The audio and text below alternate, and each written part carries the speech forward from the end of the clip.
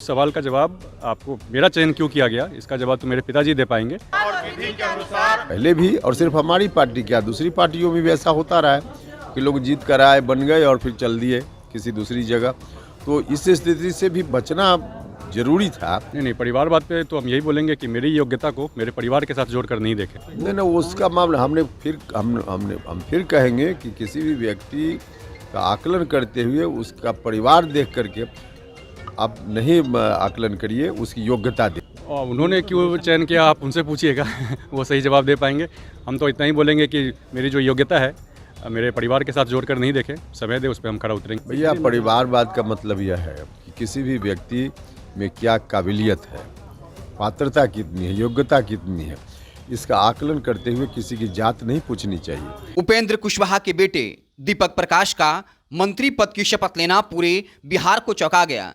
बिहार की जनता को इस बात का तनिक भी आभास नहीं था कि ऐसा भी कुछ हो सकता है, या यूं कहें कि उपेंद्र कुशवाहा ने पूरे बिहार की जनता को सरप्राइज दिया। उसके बाद सत्ता पक्ष पर सवाल उठने लगे कि जो परिवारवाद को लेकर आरजेडी को घेरती रहती है, कांग्रेस को घेरती रहती है, क्या यहां पर परिवारवाद नहीं है?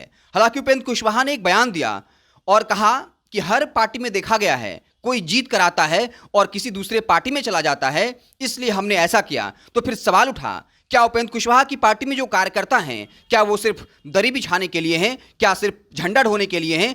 क्या उपेंद्र कुशवाहा को अपने कार्यकर्ताओं पर, अपने नेताओं पर ही भरोसा नहीं है? अगर भरोसा नहीं है तो फिर उनकी पार्टी से उनके कार्यकर्ता आखिर क्यों जुड़े रहेंगे? इन तमाम सवालों के बीच उपेंद्र कुशवाहा की बहू साक्षी चर्चा में रही। चर्चा में इसलिए क्योंकि सबसे पहले जनता को यह पता चला साक्षी के जरिए कि दीपक प्रकाश मंत्री पद की शपथ ले सकते हैं, क्योंकि अपने फेसबुक पर एक पोस्ट किया और लिखा, स्वागत है दीपक प्रकाश जी। जिसके बाद एक कयास लगने लगे कि आखिर इसका मतलब क्या है। मतलब तो यही हो सकता है कि कल मंत्री पद का शपथ होना है, ऐसे में दीपक प्रकाश मंत्री बन सकते हैं। और अब एक बड़ा खुलासा हुआ है, लोग लगातार सोशल मीडिया पर पोस्ट कर रहे हैं कि दीपक प्रकाश के मंत्री बनने के पीछे सबसे बड़ा दिमाग साक्षी मिश्रा का था, क्योंकि साक्षी मिश्रा ही इस जिद पर अड़ी थी कि उनके पति दीपक प्रकाश को मंत्री बनाया जाए। अब उनके फेसबुक के स्टोरी को, बाकायदा इंट्रो को शेयर किया जा रहा है, जहां पर वो लिखती हैं कि I am a social worker, stereotype breaker, emotionally attached to my traditions, love my country, proud Indian Sanatani, daughter of mister S N. Mishra, retired bureaucrat UP. यानी उनके पिता का नाम मिस्टर एस.एन. मिश्रा है, जो उत्तर प्रदेश के रिटायर्ड ब्यूरोक्रेट हैं।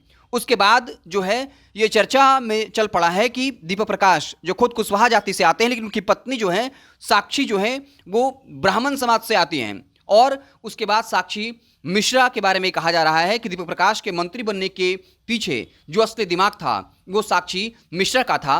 साक्षी मिश्रा के जिद के आगे उपेंद्र कुशवाहा जो है वो झुक गए और अंततः दीपक प्रकाश ने मंत्री पद की शपथ ली।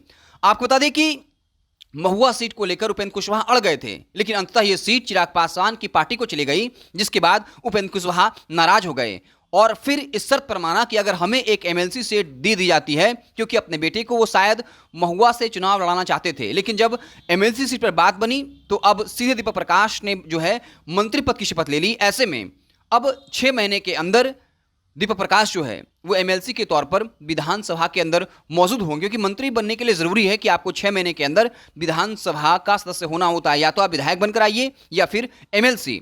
और अब एमएलसी बनकर दीपक प्रकाश जो है वो 6 महीने के अंदर विधानसभा के अंदर होंगे, मंत्री पद की शपथ ले ली है। लेकिन सबसे ज्यादा चर्चा इस बीच जो है उनकी बहू साक्षी मिश्रा की हो रही है कि साक्षी मिश्रा जिन्होंने अपनी सास और अपने पति को राजनीति में सेटल कर दिया।